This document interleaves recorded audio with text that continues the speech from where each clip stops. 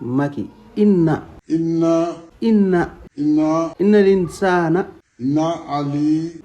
linsana li rabbihi alinu Maki fii da nga fay dégg turu Ali wala Ali innal insana li rabbihi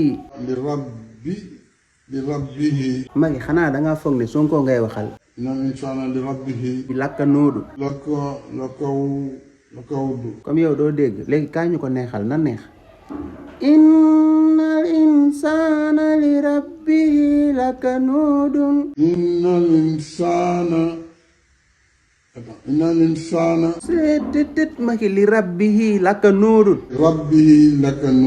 yow mi nga xam ne nag bëgg nga mokkal alxuraan nit ki jóge ba këram ñëw ba ci sa biir kër jàngal la yow ak sa njaboot da ngay woote ci numéro bi 78 748